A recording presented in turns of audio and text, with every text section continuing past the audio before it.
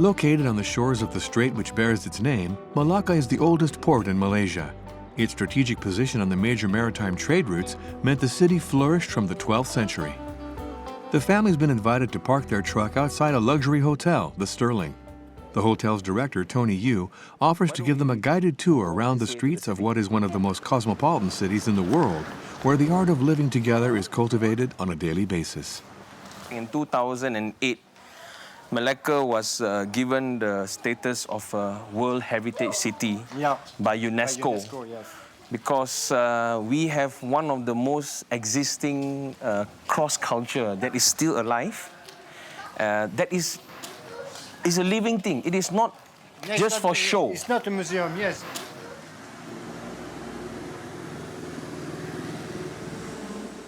Which country does this remind you of? Makes me think of China. In the 15th century, thousands of Chinese and Arab merchants plied the city's streets. Then came the Portuguese and Dutch in the 16th and 17th centuries. In the olden days, when the traders used to come, the Chinese traders and the Arab traders, they stop in the river mouth and then they come inside. And you had all these places where they can deliver things to. In fact, if you look at the way the building is looked, that's part of the old Dutch-style bricks. That is the birthplace of Catholicism in Malaysia. That's where St. Francis Xavier was put to rest when he was brought back, when he died on his trip. So from Malacca, he went to Japan to spread Catholicism. Yeah? So these are the things that Malacca is known for.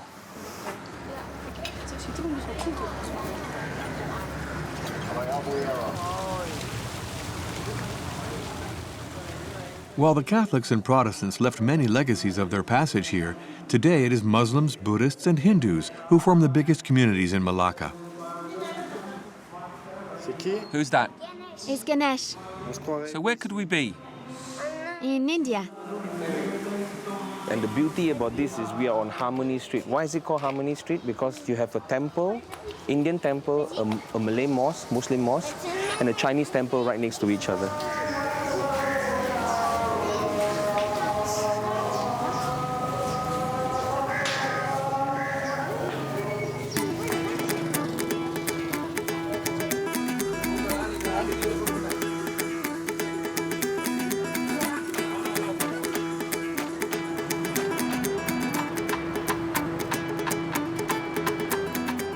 It's no surprise that cosmopolitan culture means exotic cuisine.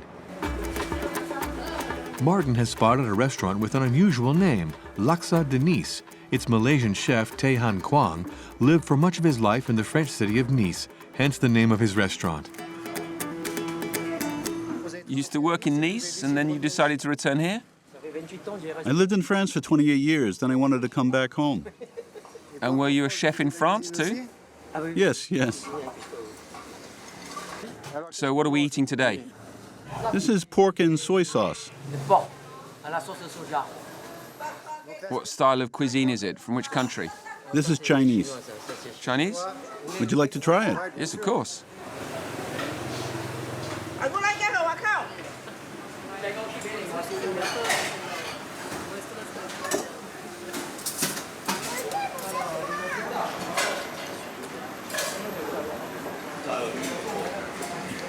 Is it easy eating noodles with chopsticks, Sheen?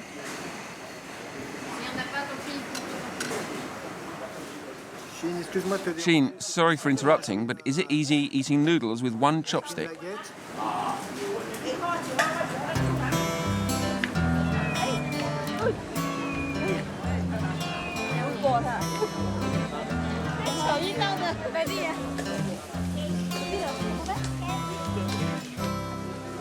He looks like Daddy. He's taller than you. Yeah, but he's almost as many muscles as me.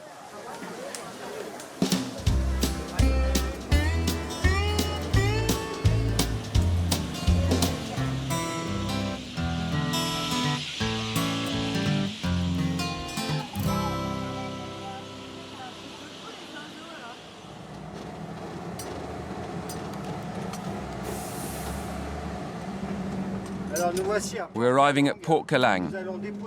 We're going to drop the truck, which will travel as cargo to Borneo.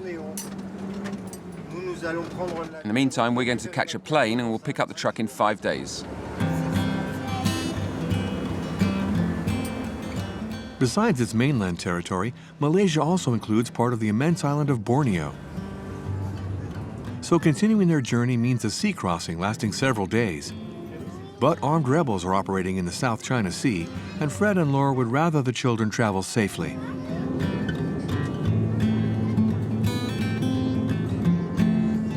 The island of Borneo is divided between Malaysia, Brunei in the north, and Indonesia to the south. The Malaysian part is split into two regions, Sarawak and Sabah.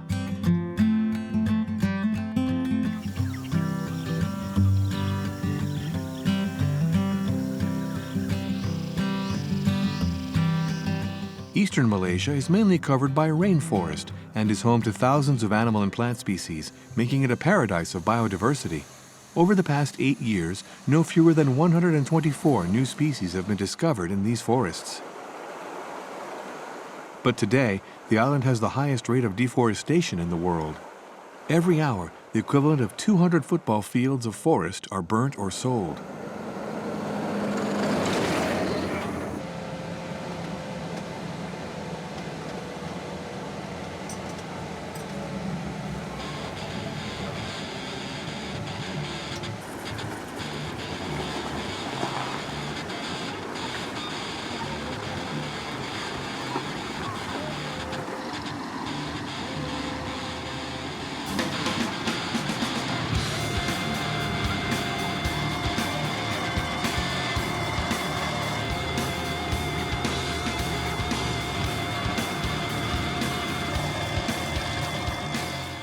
The main driver of this deforestation is palm oil, which is the world's most widely used edible oil. Borneo is the leading global exporter. The mountains are magnificent, but there's a constant traffic of trucks loaded with wood, which comes from the primary forest. This will no doubt be replaced by palm trees to make oil, which is more profitable in the short term.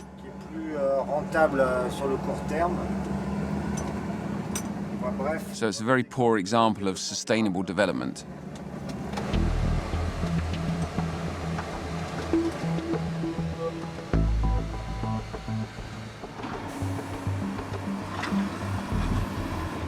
The yield from an oil palm is extremely high. 1 hectare of palm trees produces up to 5 tons of oil, almost 4 times as much as olive trees.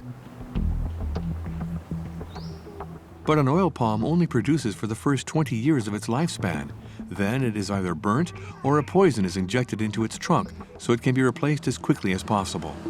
Martin and Sheen are very concerned about the future of the rainforest, but this is no reason to forget one of their favorite religious festivals.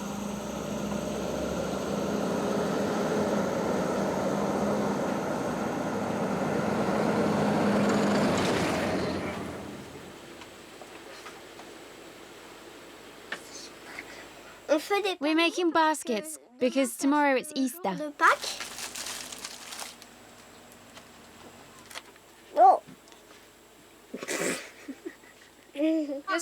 How are you decorating your basket? We have to paint it brown, and then we put some square stickers, and then we'll put some eggs. All right.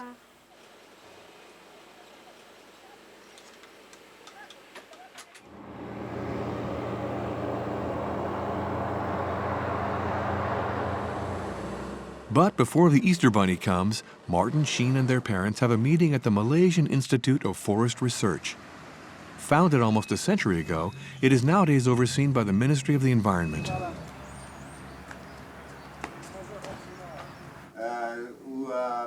The family has an appointment with Ying Fa Li, the Deputy Director of the Institute's Forestry Department. About 20 years ago, we realized that we can't go on the way we were managing or not managing our forests. And we took stock of the situation and realized that we must do things better. So we, at that time, launched our sustainable forest management policy. And here in Sabah, we have decided that 53% of our land areas which are to be totally protected for biodiversity, wildlife.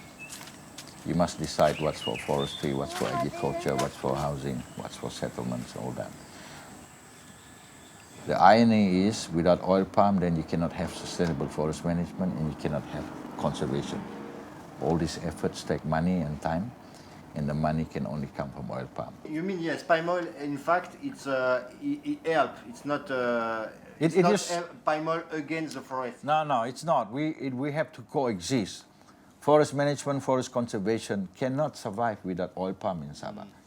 Because oil palm provides the funding.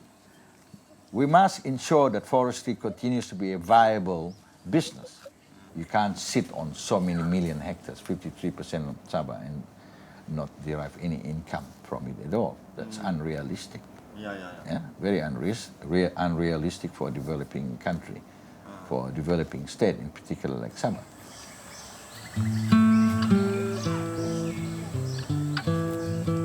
Today, palm trees are profitable. But Fred wonders, if they were to become less profitable in the years to come, would Borneo turn into fallow land?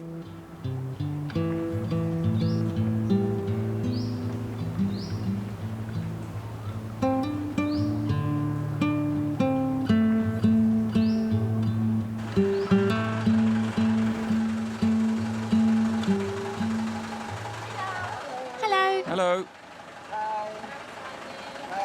Hello. Hi, friends. So where are we going? Now we're going to Kinabatangan River. It's Okay. 2 hours from here. On y va? Allez, go. Come on, let's go.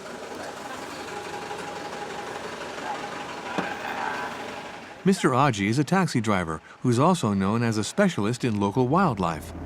He's invited Martin and his family on a little trip to the river Kinabatangan, a place he's visited for many years to satisfy his passion for photography.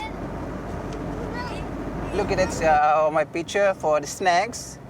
That snake I took in many different places in Sabah here. And that snake, it normally is some of them poison and deadly snakes. Right? If you not take to the hospital in 1 hour, you just say bye-bye, you be gone. Right? Especially here, the green ones. That's what they call silent killer snakes. You've seen them well. And this one in my string here is also a snake, but that one is not poison. You don't worry. They just struggles. They call pythons, and then it's the bigger and the big snakes in Borneo. They can become long 6 meters. And here, is it possible to see varan as well? Lot in the palm oil plantations. Lot. The bigger ones were on here 2 meters long. Wow.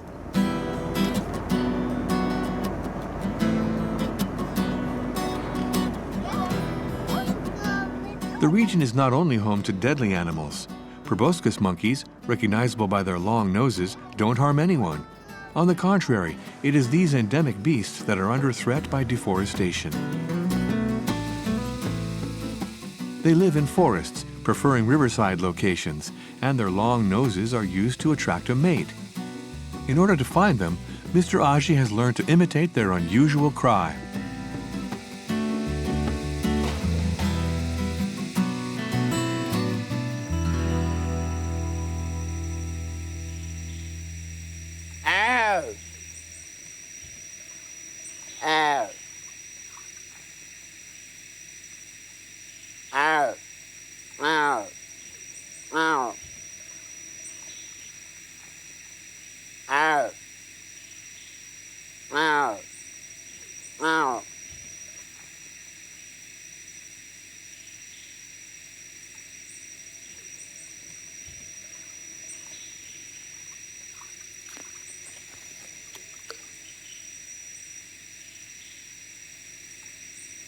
This area must be improved conservation because in this area is very popular for animals, right? Especially proboscis monkey. You see just now we start boat cruise at 2 o'clock until already 4:30. I still not yet see proboscis monkey here because they are habitats, right?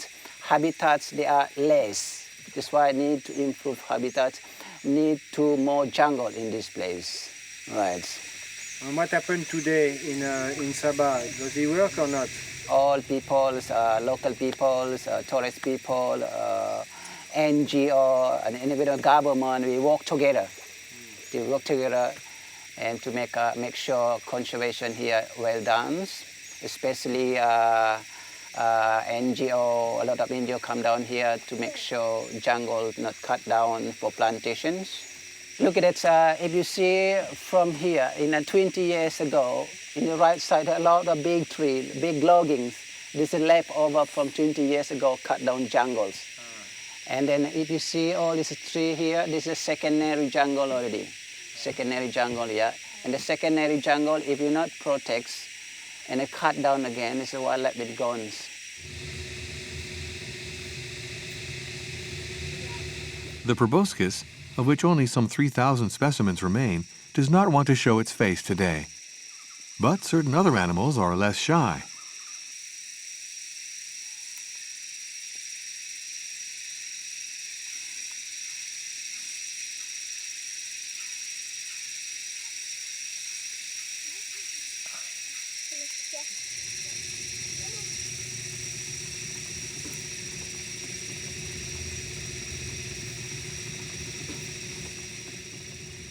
Mummy, is it ready? No, another 2 minutes. Martin, in 2 minutes we can start the hunt, okay? Here you are. Here's your pretty basket. Oh, look, a big one. I've got 2 big ones.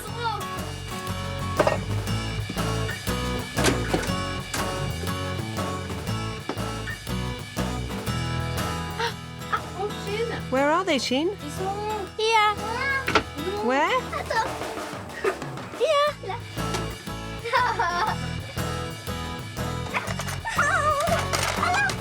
Oh, yeah.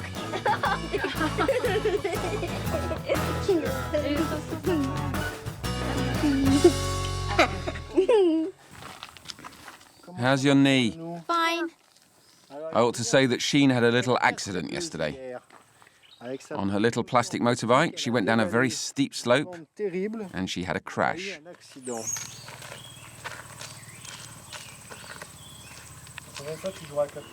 After the disappointment of not seeing any proboscis monkeys in the wild, Fred and Laura decided to bring the children to Labuk Bay Reserve, where everyone can have a go at talking through the nose.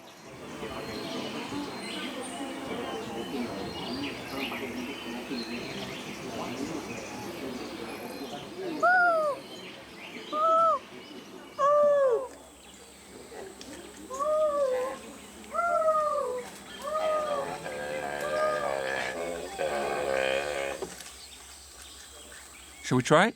Show me with your hands. Put your nose in the air and go, ah! Did you hear? They replied.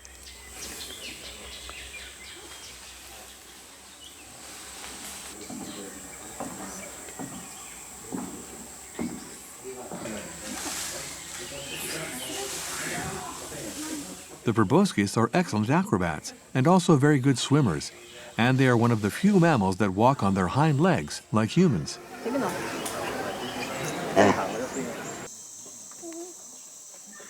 It's amazing.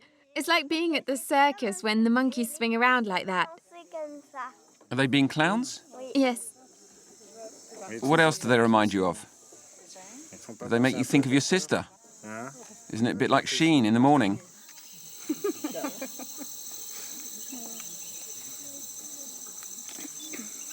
Why is it so important, orangutan? Well, the orangutan is a very special species. It is found just in 2 islands now, so the island of Borneo and the island of Sumatra. Before it was covered most of Asia, Southeast Asia, but now it's just found on these 2 islands. So we have 2 separate species. We have the Sumatran orangutan, which is critically endangered. There is estimated numbers in the wild of 6,600, whereas the Bornean orangutan that we have here in Sepilok, that is endangered. Again, it's estimated around 15,000 individuals left in the wild. They are part of the biodiversity here. Sepilok here has 9,000 hectares of virgin jungle, and they are very part of that ecosystem here. It's really virgin forest, or it was rebuilt? No, it has been classified as virgin jungle. Oh, that's real the one, classification. primary forest. Yes. So why is it in danger? The orangutan has many threats, mainly man. There is deforestation, so it's losing its key habitat. Also, there is an illegal pet trade, so mothers are killed to have access to the babies. And also, longer term, there is fragmented populations, which means less diversity in the genetic pool, which again is a longer term threat. But anyway, they are brought here and they go through the rehabilitation program. So what happens is we find an orphan and the humans take the place of the mother. So they teach them the skills they would normally learn from their mother. It takes 7 to 10 years to rehabilitate an orangutan. Because the goal is to reintroduce. To reintroduce them to the wild. So they learn the skills such as foraging for food, building nests, climbing trees, that sort of thing. And then it's a slow process. They take them deeper into the rainforest to different platforms where they get less and less contact with humans, and then eventually they are released back into the wild.